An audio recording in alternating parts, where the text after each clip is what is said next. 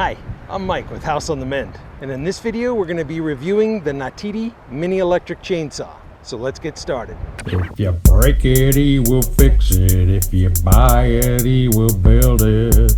House on the Mend. Now, I'm not paid nor sponsored by NaTiddy. They simply saw a video I did reviewing a competitor's mini chainsaw, reached out, sent me this one for my independent review. And as you can see, it's been slaying our pine trees. But let's see what comes in the box.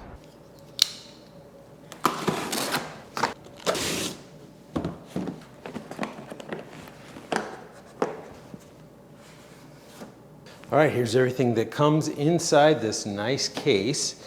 You get two 2,000 milliamp hour batteries. That equates to a 2 amp hour battery. They don't have a cradle that you slide in to charge. Instead, they have this jack that plugs into the wall for charging. You get 2 screwdrivers, this one that's kind of a standalone Phillips, and then one inside the handle of the chainsaw itself. Both are used for tensioning or removing and replacing the chain. Speaking of the chain, you do get one extra 6-inch chain. You get a pair of working gloves. They are very, very thin and also very small. Moving on, another piece of safety equipment are these safety glasses. I like the fact that they put in a pair of safety gloves and glasses. I think that's thoughtful. The only problem is these are so thin and cheesy, they actually pop out just by a little bit of twisting. So I wouldn't trust my eyesight to these. Now, when I take the battery and slide it from the front into place, I notice that the tool is not actually balanced. It is heavier towards the back.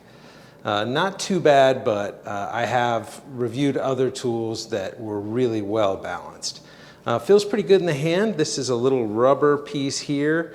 The little sticker that came on there is already peeling off straight out of the box. This chain guard up here is meant to protect your eyes and your face from debris being kicked up, and also from you getting cut by the chain. And as you cut down through your material, it is spring loaded and it moves out of the way. As you complete your cut, it automatically goes back in. I like those features. This one is very, very cheap plastic, and as far as another quality control issue goes, it looks like it was just pulled right off of whatever little injection molded plastic frame it was on, and not really even filed down to make it smooth. This little circle dial here is for loosening the chain tension, so you would loosen it here, and then right here there is a place for the Phillips screwdriver to go to tighten or loosen. When you got it to the proper tension, you would simply screw it back tight. On the handle itself, you'll find this little safety button that releases a block so you can then squeeze the trigger. I would have liked to have seen one on the other side for left-handed users. It is clearly intended for right-handed users. However, me being left-handed, I'm used to that. You can simply grab it and push it in and still actuate the trigger. I like this full guard right here for your hands when you're plunging through shrubbery and things to protect them a little bit. Let's put the battery in and see how it sounds.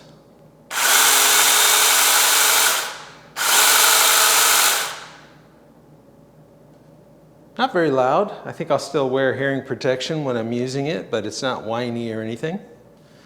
The user's manual is very brief and to the point. There are a lot of superfluous safety rules. Everything in here that speaks about safety concerns is all directly related to this individual tool.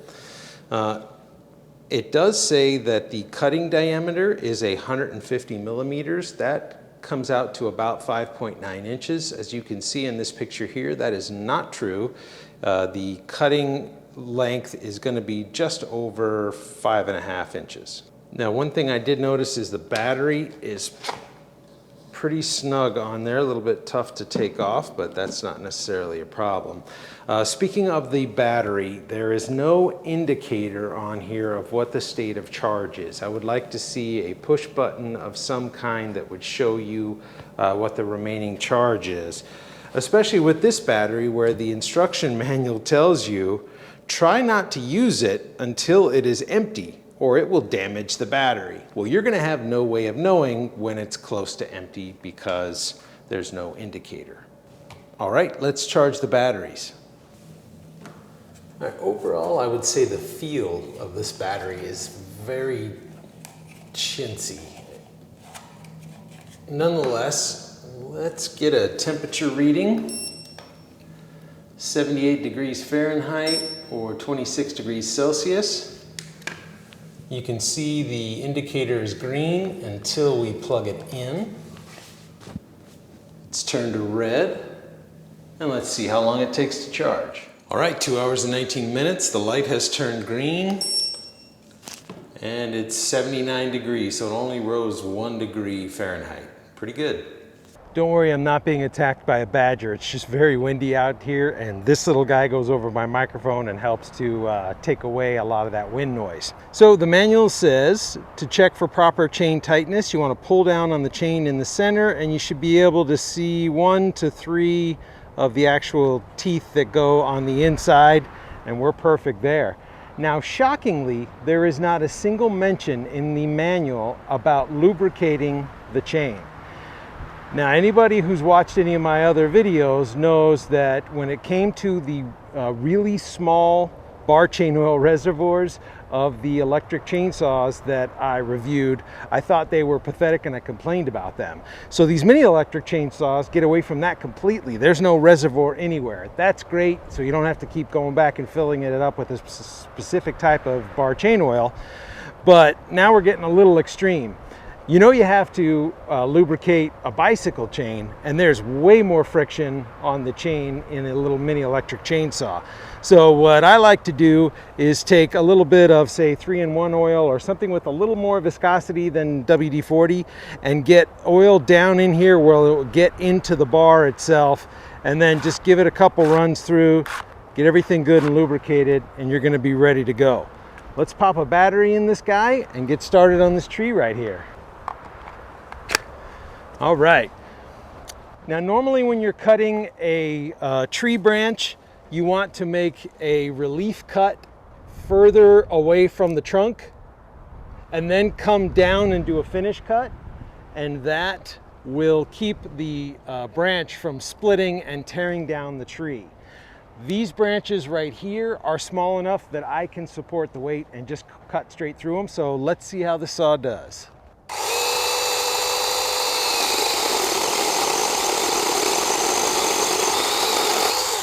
Yeah, no problem on this soft pine.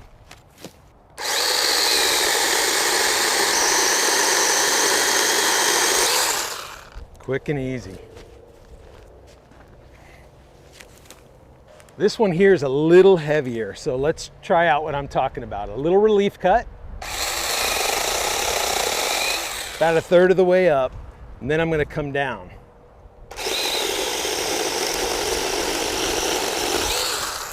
And that way, if it fell out of my hand, it wouldn't tear down and injure the tree. The tree will easily repair a proper cut.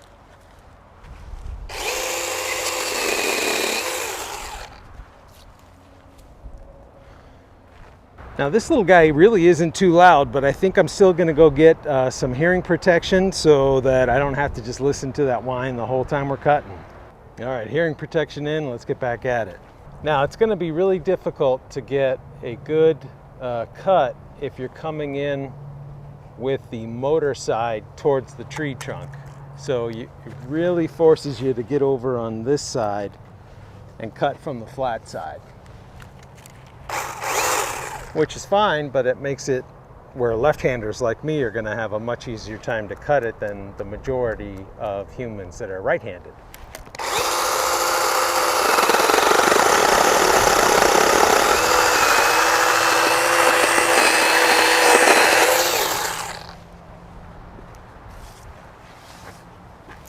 I put in this awesome little butterfly and bee house, but this tree's starting to encroach on a little bit, so let's limb up some of these branches real quick.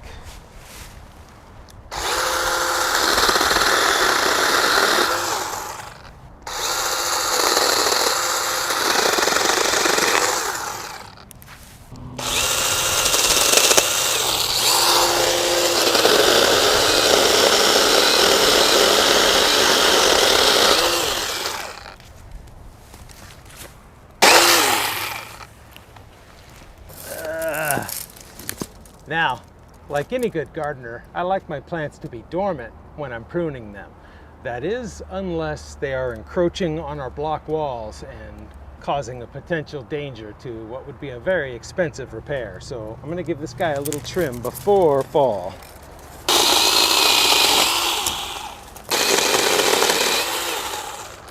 And one more back here.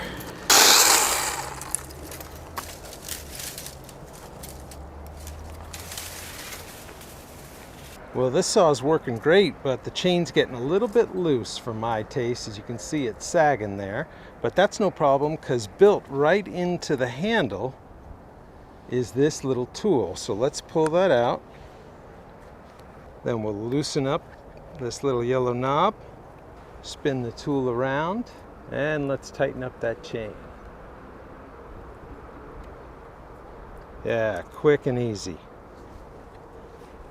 Spin it back around and twist that knob tight.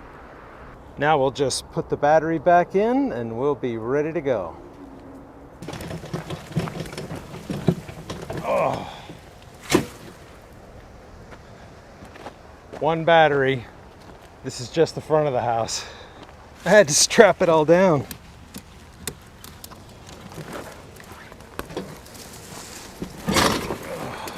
Brown is from the last chainsaw I reviewed. This is all just from today. One battery.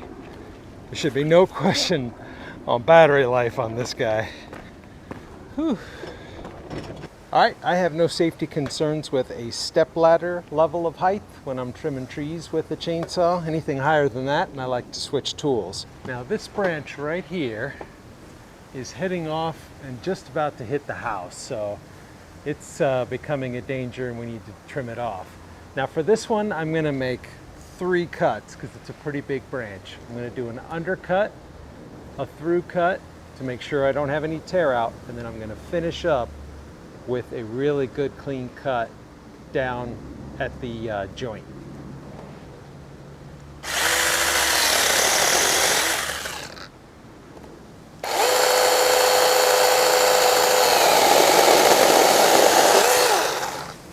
Wasn't as heavy as it seemed. All right.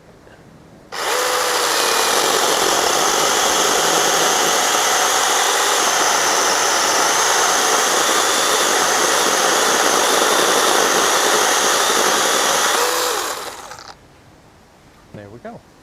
Look at this lopsided tree. It's making it so you can't even walk around the perimeter of the swimming pool.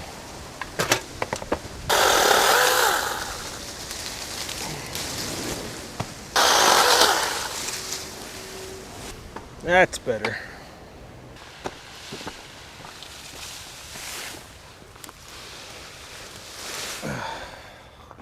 That's a respectable pile. I swear I'm in here. This is supposed to be the walkway leading to our fire pit. A little bit overgrown.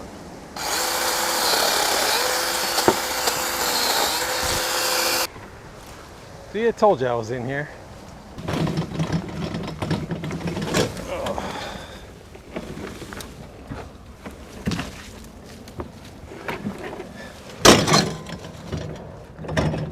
All right, I think that's enough.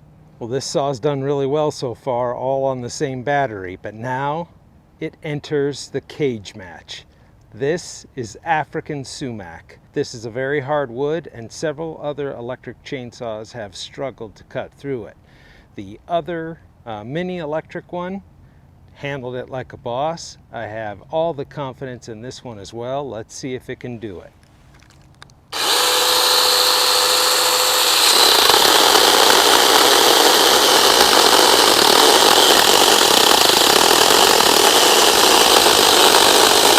it's struggling. Ah, and it cut out. All right.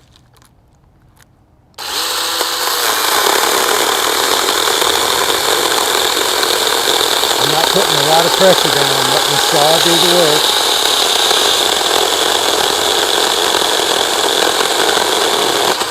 There we go. Took 2 tries, but it got it.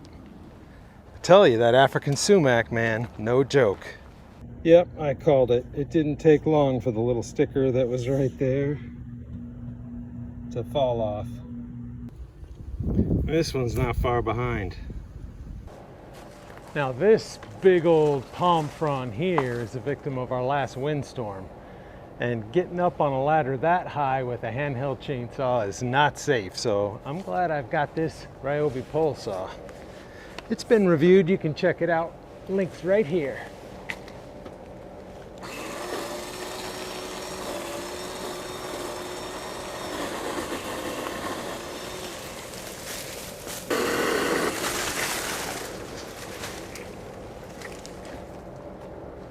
Much better.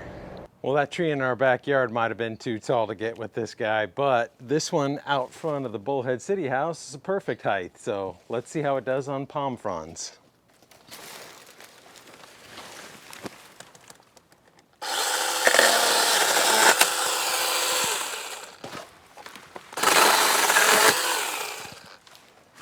I should mention, we're still on the first battery. So still a single charge. I just lubricated the chain again because it's a different day.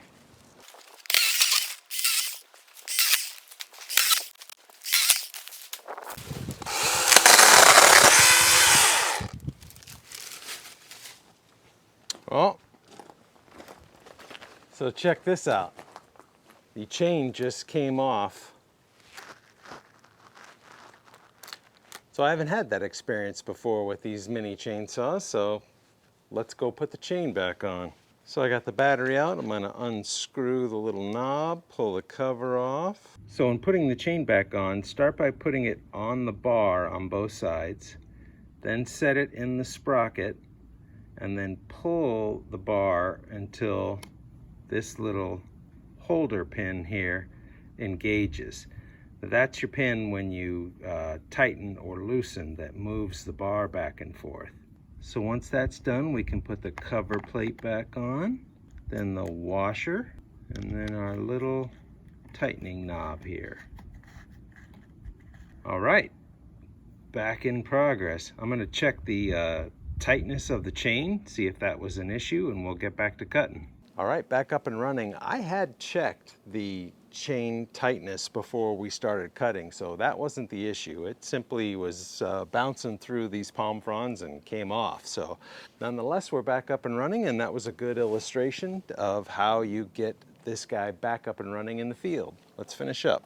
Well, to give this little guy the benefit of the doubt, I moved over here and started cutting these 2 palm trees. And as you can see, it's handling it. I haven't had the chain come off again, but it is getting loose already. So it's only been like 5 minutes since I tightened it. So I'm not convinced that this little yellow knob here is the best idea for keeping the chain at the preferred tension. Wow, only an hour and 21 minutes to recharge. That means with all that cutting we did, we depleted the battery less than it was originally shipped with. That's pretty impressive. All right, let's finish up this video with some pros and cons. First, the pros. The battery life on this saw is phenomenal. I cut all day long here at our house, and then the next day transported the saw down to the Bullhead City, Arizona house that I'm renovating and cut all the palm fronds you saw there, all with one battery on one single charge. Just awesome. This unit also comes with 2 batteries, so that would be counted as a pro as well. Then the tool in the handle is fantastic. This saw gets loose, we're going to talk about that in a second, but nonetheless, when you need to make an adjustment on the chain tension, having the tool right there integral into the handle is a really neat feature. And fourth, the colors. I didn't mention this in the beginning, but the accent colors on this saw come in yellow, green, or pink. So if you have color preferences, you have 3 different color patterns to choose from.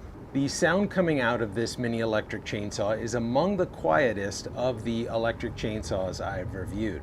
Now the cons. First and foremost is the overall build quality. It is very evident when you handle this tool that all of the outer materials are a cheaper grade of plastic than most of the tools that I use and review.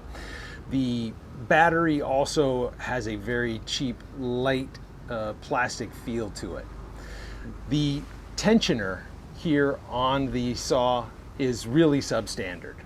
There were multiple times, as I showed in the video, where I would have to stop what I was doing to retension the saw, which might explain why the tool is right there in the handle, because you're going to need it a lot. As far as motor strength, the saw did pretty good, but it did cut out when cutting through about a 4-inch piece of that African sumac, which admittedly is a hardwood, but nonetheless, the other mini electric chainsaw I reviewed was able to get through it in one cut. The saw also struggled with brown palm fronds, so the very dead and dry palm fronds. It jumped around a lot, which was very uncomfortable, and then also, as you saw, the chain came off. I believe all that jumping is due to the fact that it is an unbalanced tool.